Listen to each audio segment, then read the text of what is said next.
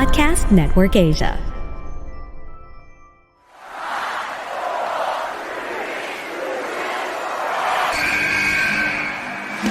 What's going on? This is Xavier Woods, a.k.a. Austin Creed. I said give me a hell yeah! Hey, this is Zeta Zane. Hello, WWE Universe in the Philippines. This is Charlotte. Talent is not sexually transmitted. You need to go back to the drawing board because your game absolutely sucks! Hey everyone, this is Jeff Cobb. I'm Lewis Howley. I'm Sam Spoker. We are pretty deadly. Yes, boy. Yes, boy. Hello, my name is Ilya Dragunov, the Czar, the NXT UK champion, and you're listening to the Wrestling Podcast. You are now listening to the longest-running weekly episodic Filipino wrestling podcast and the #1 podcast in Kenya. Yes. This is the Wrestling Podcast. Romoran and Emile ASH coming to you for the first episode since the Holy Week break. Kaway, hello to the people of Kenya, the Kenyans who are listening to this wrestling podcast. If you don't know, we are #1 on the Kenyan Apple Podcast charts in the wrestling category. So yeah, that is a surprise to me. I've been checking yung Chartable Digest every day since then, and we are still holding that #1 spot. So I do not know why the Kenyan wrestling fans love us, but they do. Hello, maybe one day you can visit, and have a show there. Right, Emile, how are you? How was your Holy Week break? Yes, I was able to re-energize since super packed tayo last week with viewing parties, and I think we recorded a couple of episodes last week. Actually, supposedly wala kaming holidays to work because I work. We don't observe Philippine holidays, but I took it upon myself to take a leave last week just to take some rest, re-energized, and catch up on some wrestling that I missed during WrestleMania weekend. So yeah, that's right. I spent the 4 days since the podcast on Thursday. I just spent that catching up on pretty much almost everything that I missed, everything that I wanted to watch. So yung mga na-miss ko ng WrestleMania weekend, and then the other stuff that happened over the weekend, like SmackDown and NJPW, diba? So ang daming ganap. And yeah, I almost got tired of watching wrestling. I don't know about you, but this is what I wanted. I wanted to watch wrestling, and then I almost kind of got tired. So yeah, it happens, especially when ang daming nangyari over the last 2 weeks. So, but yeah, it's worth it. I mean, yeah, you the listener don't have to watch all the wrestling we watched, pero kami kasi, I mean, for the most part, some of us on the podcast, we do need to talk about almost everything, and that's why that's why we're the premier podcast in the Philippines and in Kenya. So, over the weekend as well, we celebrated our official 9th anniversary on April 7th. So that was on Friday, I believe. Yeah, Friday. And yes. Wild. It is our 9th anniversary for real. Well, I just wanted to talk about this real quick because Stan won't be here this week. But it's crazy how far we've gotten since recording our first official episode after WrestleMania 30. And I wanted to ask Emile, I know you told the story before, but I wanted to remind myself, when did you start listening to the podcast? So, baka nasabi ko na to on the air, but I'll tell it again for those who doesn't know. The first time I actually stumbled upon the Wrestling podcast, or as back then it was known as the SGP podcast. Yeah. Were you a part of SGP? Sorry. No, I wasn't part of the group. Okay, the Facebook group. Yeah, but I do know there was a group on Facebook, but I was able to join. So I stumbled upon it while I was watching. While I was reading a Rappler article regarding Terminus 2014. So that was the first time I ever stumbled upon the podcast, and I was a listener. I was a listener ever since, and it's been. I don't know. Yeah, I became a listener just around the time you were hitting your first year anniversary, and it's been wild to think. Like back then, the podcast alongside other podcasts were my weekly habits. Yung talaga habit ko every week just to listen to podcasts. And Thank you. I can't believe that one day I'll actually be a part of the podcast. And then, I actually, I said it on Twitter na initially I was brought in as a guest. I volunteered because I was a part of the Discord. Yeah.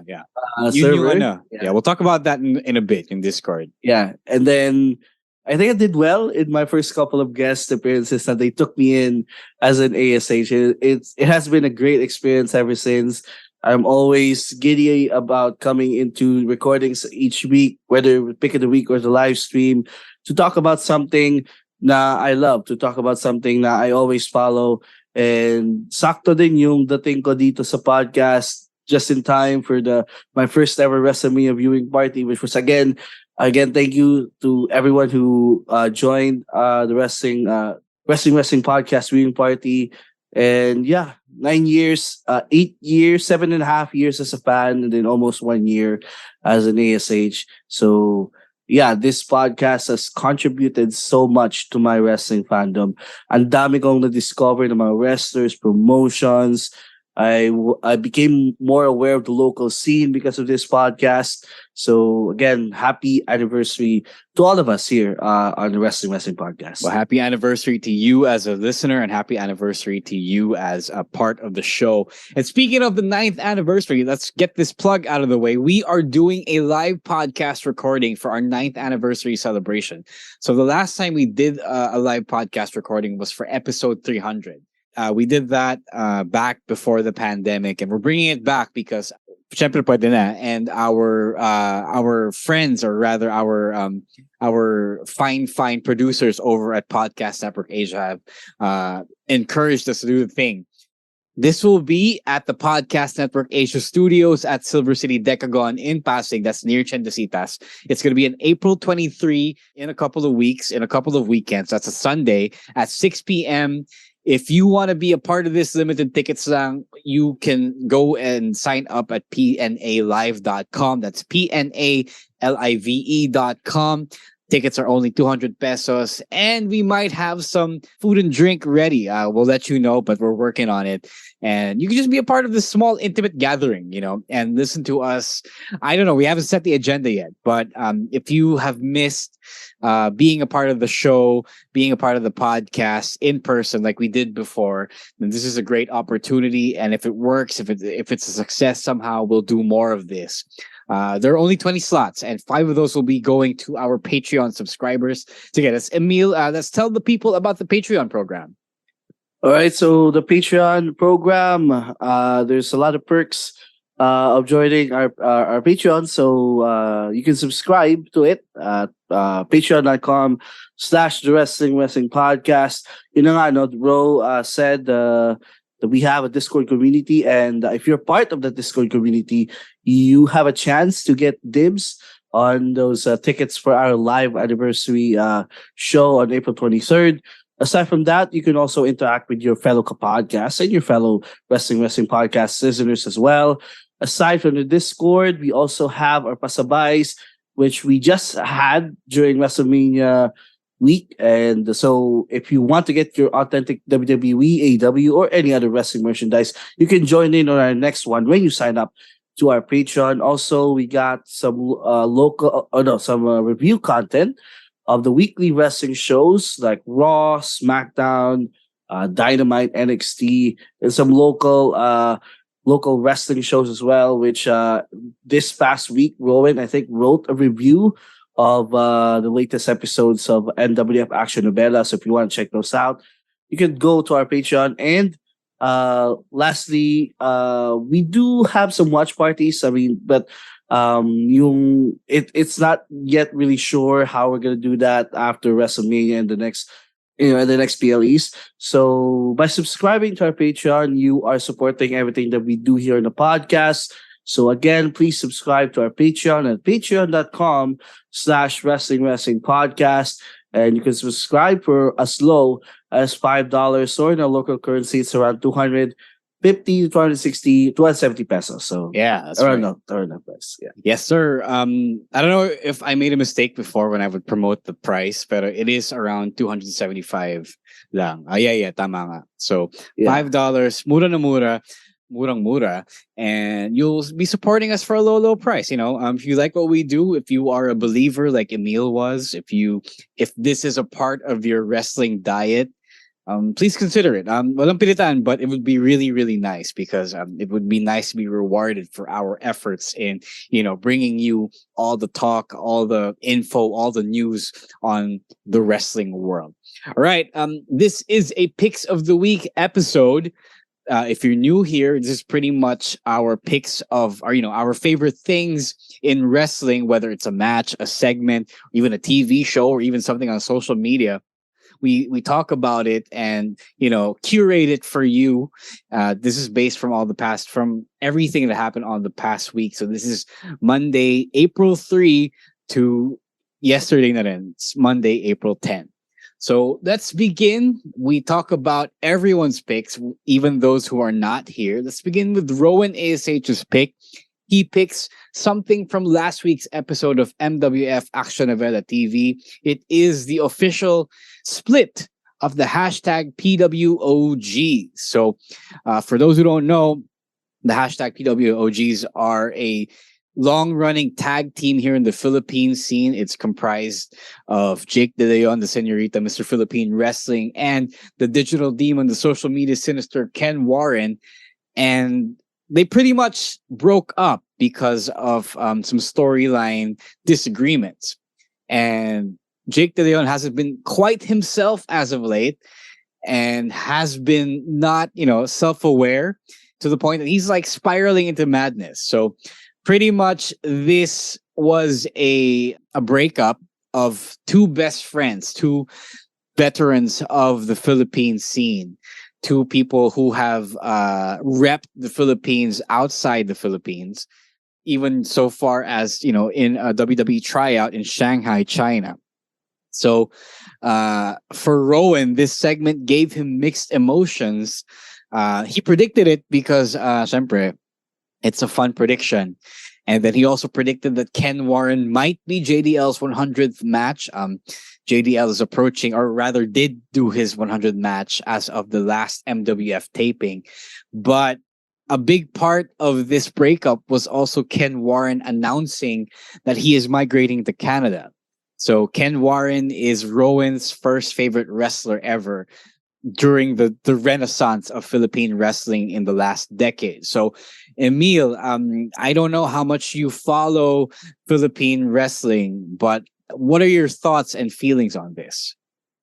As a big fan of the PWOGs, of course, it was kind of sad to see them broke up earlier. But you've been noticing the past few weeks in the Action Novela TV, Ken Warren is a bit, he's just there, but he isn't really supporting JDL in his crusade. I mean, JDL in the last few weeks has been, like complaining a lot based from what I saw.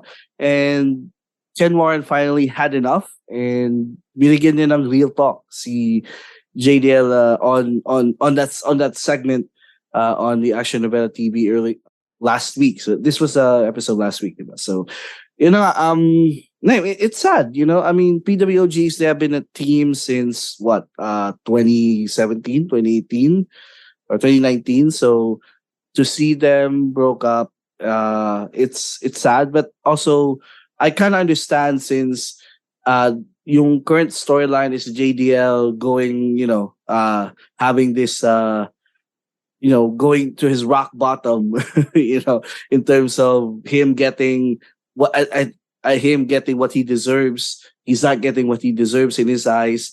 So, so this was a good segment. And shout out to you, Ro. The reactions on the commentary, the segment was really good. And I think you also explained well the context regarding PWGs to the people. I watched it earlier. Just kanina lang. I watched it earlier kasi MWF, I think, posted it on their Facebook page. Yeah, they did. So if you haven't seen it, you could check it out there. Yeah, it's free. So if you're not subscribed to Gang, you could see it there. So yeah, I'm looking forward to seeing possibly the 100 match by JDL and what will ultimately happen to the PWOGs. Yeah, I can't really comment on this because I was a part of it. And to be honest with you, one, I don't remember anything I said until I watch it back. So siguro I will be watching that back and posting clips. And number two, I really do not remember. I mean, I always forget pala that when they post the clips, the commentary is there because I've been so used to PWR clips without commentary. Yes. Yeah, you totally forget that there is that added production when it comes to MWF. So I'll just plug it. Please watch it. It's on the Facebook page. It's all for free. I think the whole segment is up there, or the important parts. So check that out. It's a really good story. If I may say so myself. That's as much as I can say about it.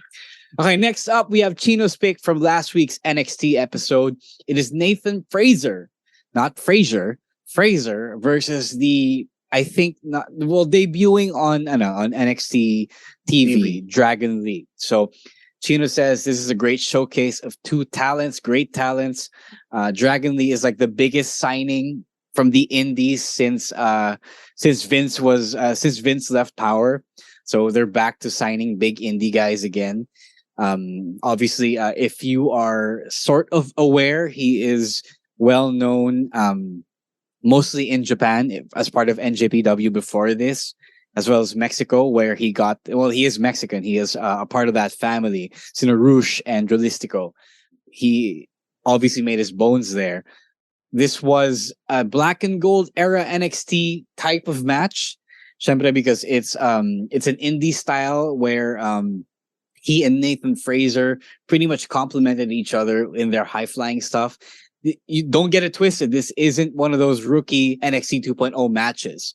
So we'll talk about that in a bit. But if you're still holding off on watching NXT, you should go check this out. So there's also the cherry on top of all of this, where the former NXT UK Heritage Cup champion Noam Dar was re-signed by NXT after being laid off as part of the NXT UK shutdown. That was a good surprise, and it, as we talked about on last week's live stream, that was a fun prospect of bringing back the championship. So I wanted to say, I agree with Chino here. It's really good. More and more, they have been bringing back the black and gold style of work, of matches. So it's because of how many independent wrestling talents have come to NXT US, especially those from NXT UK. To the point na pwede na uli nilang gawin yung black and gold style of wrestling. So they got more veterans again, more veterans than rookies. Or I think there's a nice healthy balance. So this episode last week, if I may say so, it kind of reminded me na NXT is fun again, or rather, it's kind of back to its old self, that I shouldn't be missing an episode or shouldn't be watching it late. So what did you think of this, Emile? Of this match and episode? Oh, this was a tremendous match and also a tremendous episode of NXT. I remember last week, this was a day after that, after the Raw, where people had so many violent reactions. And then this episode happened and people were really surprised by it. They thought that everything is fine. NXT is great, is still great. So maybe we should not worry about things. So, and this match was really good, really, really good. And I've been a Nathan Frazer fan since the series he had with Axiom. I think that was last year. So I've been a fan, and I'm glad that he's finally back. I mean, he did miss time. And Dragon Lee, I mean, what more can you say about Dragon Lee? He's one of the best prospects that NXT has gotten over the last year or so. And they really complemented well the human sides, because they worked an indie style match. And it's also short. It's only, I think it clocked in at like less than 10 minutes. Yeah, around so 8, if you, yeah. yeah, so if you want to watch something short but really good, this is the match for you to watch this week. Looking forward to seeing more of Dragon Lee and Nathan Frazer in NXT. So yeah, I've been a Nathan Frazer fan since he was working as Ben Carter doing AEW Dark. So that's where he came. Wait, he's that guy? Yeah, he's that guy. That's how they heard of him. And when they heard of him, they immediately signed him because he wasn't All Elite yet. And then they managed to get him for NXT UK because at the time he didn't have like a full-time work visa in the US. So by signing him to NXT UK, they were able to give him a job and get around visa issues before they were able to bring him to NXT stateside. So that's him. He was putting out bangers. That's how he got noticed. And if you haven't seen Nathan Frazer yet, if you are the kind of wrestling fan or the WWE kind of fan, hasn't really checked out NXT, especially since it became NXT 2.0, Nathan Frazer is the guy to watch. He is I know that some people don't like it when you compare other people to other wrestlers, but pretty much to get an idea of what he's like the second coming of AJ Styles. So go catch him. Sorry, go ahead. I've also seen I think some Twitter comparisons of Seth Rollins. Yeah, not so much because Seth hasn't been that kind of high flyer. Maybe if they bring him up and then tell him to slow down and stay on the ground, maybe. But his energy and his high flying really remind me of AJ. But anyway, that's just splitting hairs. He's really good. Go watch him. Syempre, I agree with Chino here that Dragon Lee was the best partner and vice versa. So Nathan Frazer was like the best partner for Dragon Lee. And as a result, Dragon Lee didn't look like one of those awkward signings. Like when Triple H first signed guys like Shinsuke Nakamura after his match with Sami Zayn, they kind of struggled with finding the right style or fitting in with the WWE style. So Dragon Lee kind of gets it. And that's why he is one to watch here.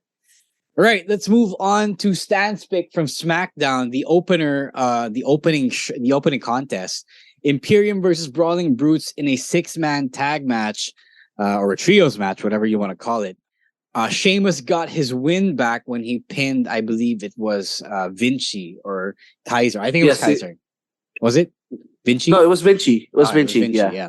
So they pretty much brought the same style. Rowen in his SmackDown review on Patreon pretty much said that everyone got their licks in. So even Gunther, who would normally hang back in matches like this, they really went all out and worked the match. They wrestled the match. So Stan says, seeing them go back to this matchup was a decent way to keep the story going. Obviously, it's not over yet. In spite of Drew McIntyre's noticeable absence on SmackDown. We'll talk about that in the Thursday live stream. This match had no shortage of physicality, even if it was the come down from WrestleMania weekend. It was a suitable opener, Stan says, of SmackDown that came with high expectations, befitting a post-WrestleMania show. And they delivered. I feel like may gigil ng konti with the underlings, if you will, Sina Ridge, Butch, Vinci and Kaiser for not being able to make it to the WrestleMania show. So this is where they made up for it. And this was pretty fun. I will say this now, just so we can get it out of the way. That SmackDown didn't feel like a Vince show, and it was not a Vince show. And it was because of matches like this. So what did you think of this, Emile? Honestly, when I was watching this match, I can't help but to compare the 6 of them to remember the old SmackDown 6? Yeah. From like our Ruthless Aggression era? Mm-hmm. I can't help but to compare these two teams to those. Because any combination of them really works. And again, like Stan said, you can never tired of these trios go at it. Me as well. Because both of them are really good at what they do. And I mean, Imperium, like, we all know how good Imperium is, and Brawling Brutes as well. So it was a really good showcase. And I think it was kind of the to calm people down. Everything is gonna be okay. Yep. It's not gonna be full on like Vince take over. Like this is still Triple H show. He did say it's still his show, and that match was basically an example of that. That this is still Triple H show. So they really wowed the crowd. I mean, and I am glad that they're continuing the Gunther Sheamus feud, since I really want Sheamus to win the IC title. So it's good that they're not yet wrapping up that side of the story, even though Drew is out. So yeah, good. This was a really great opener to SmackDown, and it was great. Finally, it was great seeing the Brawling Brutes win for once over Gunther and Imperium. Yes, I agree. Syempre, you got to get your win back. So really good stuff, and congrats to the Brawling Brutes as well. All right, before we move on to our last two picks, let's take a quick break and hear from our fellow podcasts on Podcast Network Asia. All right, you are back with us at the Picks of the Week episode on the Picks of the Week episode. This is myself, Romoran, and Emile ASH. Let's move on to Sakura Genesis from last Saturday. So NJPW had the big show. Again, matalino yung ginawa nila. They did not line up and compete against the WrestleMania events, which is really something more companies should do.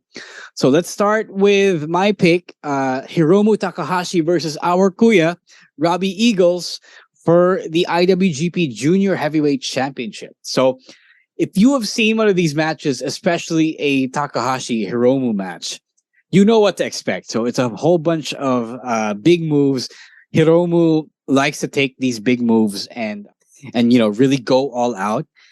I am not sure, but I think this might be the first time I've seen Kuya Robbie like do a full main event style NJPW match. Although I could be terribly, terribly wrong, but I think this is like the first time I saw that. And like they went all the way. It was like an IWGP World Heavyweight Championship match. So ganun siya ka-intense. Although, I've seen other Hiromu matches that have done the same, but I don't think I've seen a Robbie match that had, followed up like that. So it was really good. I really believed that Kuya Robbie was going to pull one out from this one. And like many Hiromu matches, he just withstood everything and won at the end. So I saw Kuya Robbie post and a picture of himself feeling really, devastated after the loss. And for, this is one of the rare times I completely feel the frustration, because it was a really, really close match. It was a big match with big near falls, big moves, especially after Robbie, did a quick gimmick change and aligned himself with TMDK. So this was like, for me, this was like a big moving up moment for him, and he didn't get to finish the story, if you will. So I know for a fact, like Cody, this isn't the end, and he is going to get his eventually. Like I said, the Junior Heavyweight Championship scene in NJPW is not that deep just yet. So there are a lot of chances for him. There's a big possibility that he wins that one sooner or later. So what did you think of this, Emile? Napanood ko to sa replay, and even watching after the show, I still can't believe how Robbie Eagles didn't win this one, because like nagpaka super sina dito si Hiromu actually. Like his knee, Robbie Eagles worked so much on Hiromu's knee that I thought Robbie was gonna pull this one out, but Hiromu wins, I guess. And again, the story is not over for our kuya Robbie, and I wish he could get another crack at the Junior Heavyweight Championship. And this was a great match. This was a really fun match to watch in the middle of really good second half of Sakura Genesis, and him moving away from chaos, where it felt like he was stuck in the middle of nowhere. Well, naman nangyayari sa chaos. That's why. Yeah, exactly. That's why Bishamon do their own thing. Yeah, that's why him going to TMDK was the right move for him, and he is their sole junior guy there, and he really proved it in this match that he could be at least a main event level star in New Japan. That was for me. That was his breakout match. Yeah, I think. agree.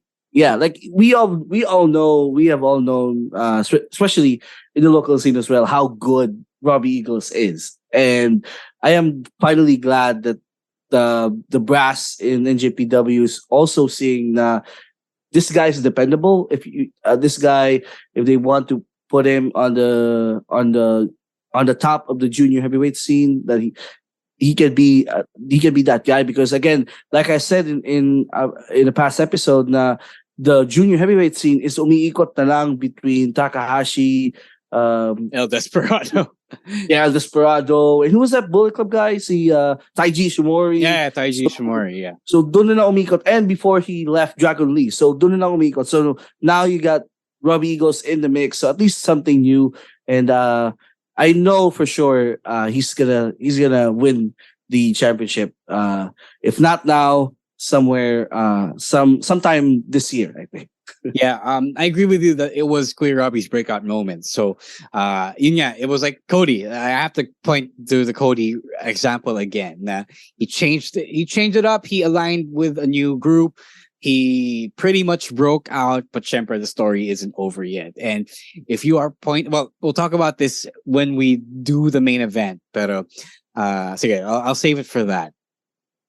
Yeah, and lastly pala, I really love yung Philippine flag sa gear ni Robbie Eagles. Yeah. Does he do that often or? More often now, kasi during the pandemic when NJPW resumed, he started to incorporate more of it. Like he was literally asking Stan how he could incorporate the Filipino elements of his ethnicity, of his heritage into his presentation on as a wrestler. So he's been doing a lot more of that. Sometimes he doesn't do it, but I think for big matches he likes to pay tribute to his Filipino side. So I think deservedly, rightfully so. Nag-bait siya ng konti, if you will. But he's Filipino. Yeah, actually, I pointed out. I was watching Sakura Genesis with my brother. I pointed that out to him that he has Filipino blood, and at that point he was rooting for him throughout the match already, because it's so easy. Like, so he's Filipino, automatic people are gonna root for him. So that was a great thing to put the Philippine flag on his trunks. Yeah, let's hope that we've reached out to him again for an interview. Let's hope that he makes the time for us again. Right. All right, moving right along with our picks from Sakura Genesis. All right, it's time for Emile's pick, but we just did my pick. Let's go. Yes. Okay, so my pick from last week from Sakura Genesis as well is the three-way match for the IWGP Women's Championship between Mercedes Money, Azumi versus Hazuki.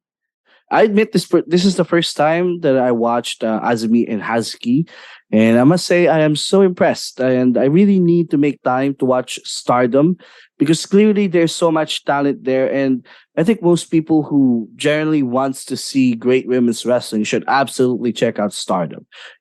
For those people who like to complain a lot about AEW, AW's or WWE's women's division, y'all should check out Stardom, because they have so much talent there, and they get showcased in a way that the major promotions really can't. So in a way, Mercedes Money is the biggest acquisition, not just in terms of having one of the best women's wrestlers in the world today, but by virtue of putting her up against the best that Stardom has to offer, it also opens up more eyes to the promotion, to the Stardom promotion. So like it or not, Mercedes is a draw. And it was a fast-paced match, very typical of the Stardom style. But the most surprising thing about this match was how Mercedes felt really at home with the style and the way they wrestled there. And this match for me was much better than her first match against Kyrie, just for the fact that Mercedes worked a whole totally different style that we are accustomed to seeing her. Because when she was going up against Kyrie, it was you can still see a bit of Sasha, the way she worked in the WWE, but this one, it was a whole different pace, whole different style, and she really felt at home there. And there was no dull moments in the match, and it went by so fast. Great finish with the moneymaker onto both of her opponents, and we got a bonus segment at the end with Mayu Iwatani challenging her for the title at All-Star Grand Queendom on April 23rd. So all in all, this was a really great match, and Mercedes really blew me away by the way she felt at home with the Japanese style. So yeah, I'm going to agree with you in how Mercedes is actually opening up a whole new audience to Stardom. So she is honestly, and I don't say this to undermine the ladies who are over there. She is the best thing to have happened to the company, to the promotion so far. So pati ako napa-search uli ng Stardom shows. The latest show I could find for free online was from February. And it's not so bad. It's not a bad thing. But I want to see more now, and I have to make some time for Stardom now in my wrestling diet. So there's that. So Japan really is winning a lot thanks to Mercedes' decision to go there. And speaking of her decision to go there, she just took the biggest W of her career now. She is happy. She is comfortable. She proved that she can work that style. Because some people can't. They just can't hang. They're too set in their ways dun sa tinuro sa kanila. And it's not a bad thing necessarily, but it goes to show how good you are if you can adapt. And, not just adapt, but like you said, feel fully comfortable working that style that is completely foreign. So it's a testament then to, I guess, both how much she's trained with the Joshis over there in Japan and how good she is in adapting and, internalizing that style. So it is too early to say actually whether she is 100% assimilated there. But from this outing alone and the past match with Kairi, sobrang galing. She is going to solidify herself as a top female wrestler after her career is over. As for the match itself, I agree. The triple threat is a lot better, mostly because they really don't write those matches to have a dull moment. So I have seen a Joshi match personally back when Riho came here, and it was pretty much the same style. A lot of bodies flying around, no slow spots, no down moments. If you have more than two people in the ring, best believe that you will be seeing nonstop action. And Mercedes was there for all of it. That's what we say when you hit all the spots that you're supposed to hit. She took the hits as well. I saw Hazuki giving her some pretty stiff forearms there, and wala siyang reklamo. I don't know if she complained, but she didn't look like she complained. Really, really good stuff, and I want to see more of Mercedes in Japan. I read somewhere that she isn't going to stay like a full year there, parang, just to check it off the bucket list, but I do hope she stays, because I know it's tough because you live in the US, but you have to fly to Japan. But this is a really great, I don't know if you can call it a side quest, but this is a great move for her, especially when it is so out of the ordinary for most American wrestlers who would normally just, go to the other promotion, to the rival promotion, whether it's AEW or Impact. This is really, really good stuff and a good, unprecedented career move. And I hope that it is a career move that many other wrestlers, not just female, consider when they eventually leave their home promotion. So, anything else you want to say about this, Emile? This is your pick. Like we're saying, like Mercedes money going to the Japan was a big W. It also kind of reminds me, I guess, of when AJ Styles moved from Impact to NJPW and immediately became a main event player there. The same way they went to a foreign land. They were not really sure whether or not it's going to work out. But then eventually it did. And like you said, Moro, I really do hope that Mercedes wrestle there more and she doesn't really come home to the US just yet, because I am enjoying this this run from her ever since she arrived in NJPW. Yeah, agree. Everything that we have to say has been said. Let's go to the main event of Sakura Genesis. This isn't really part of our picks, but I agree with Emile that we do have to talk about this before Thursday. We won't go too much into the creative side of it, but we do want to say, we do want to give props to Okada and SANADA for pulling off a great match. I hadn't felt the nerves of a big New Japan match in a while until this, because I'm not the biggest SANADA fan, but I was a low-key supporter because I felt like he was the best dude from LIJ. I'm not that big of a Naito fan, but I was supporting him in his underdog story. But I did feel that SANADA was like the best guy to break out from among them. So I don't know. It also felt like the first time I was emotionally invested in a SANADA match as well. Dati kasi like the G1 climax from a few years ago, it was just there, Parang there wasn't any emotional investment for me there for some reason. But now it felt different. I don't know. I can't quite put my finger on it. I usually do, but maybe it's because of the new gimmick. Mas mukha siyang relatable, I think, and the career move as well. Like Robbie did, he broke out of LIJ, aligned himself with a new group, and pretty much went there to try and finally make the big play. So, what did you think of this, Emile? Finally, yun yung masabi ko, finally, because I've been a big SANADA fan ever since him in the LIJ and seeing him excel in the G1 matches. But honestly, coming into this match, I'm really not sure kasi Okada has his number every time.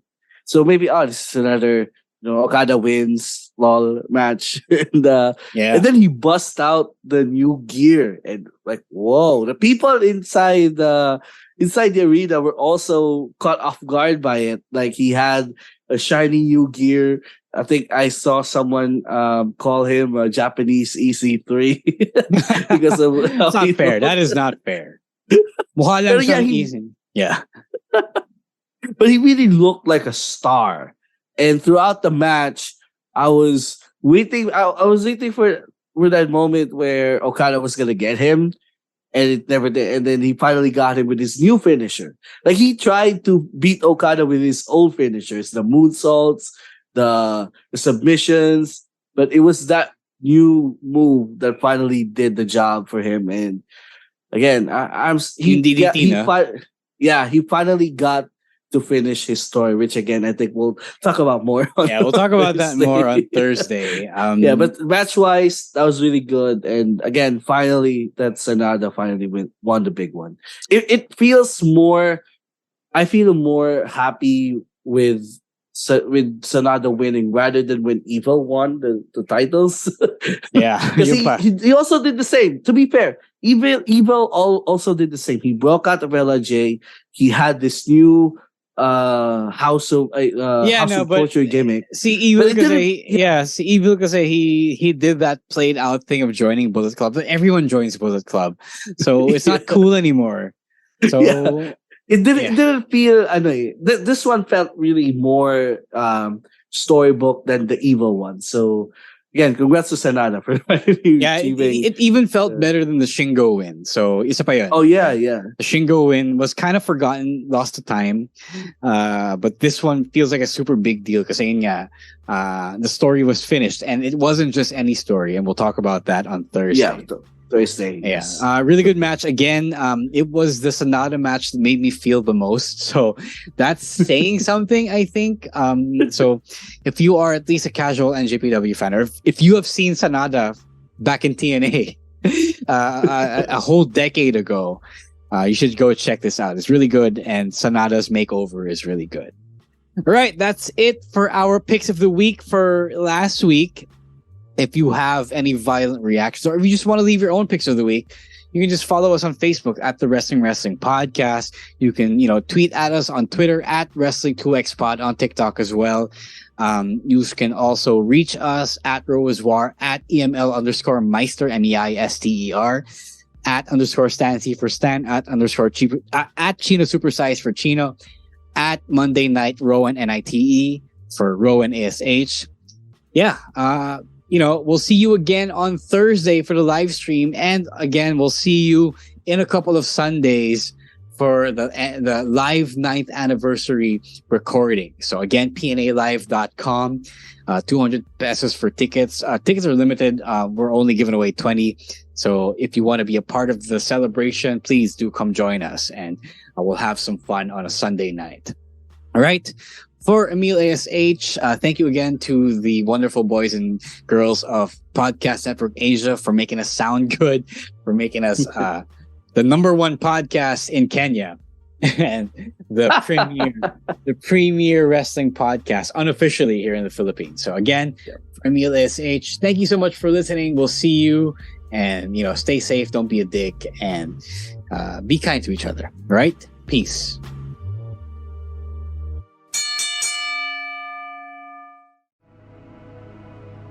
The views and opinions expressed by the podcast creators, hosts, and guests do not necessarily reflect the official policy and position of Podcast Network Asia, the hosts of the program, or other programs of the network. Any content provided by the people on the podcast are of their own opinion and are not intended to malign any religion, ethnic group, club, organization, company, individual, or anyone or anything.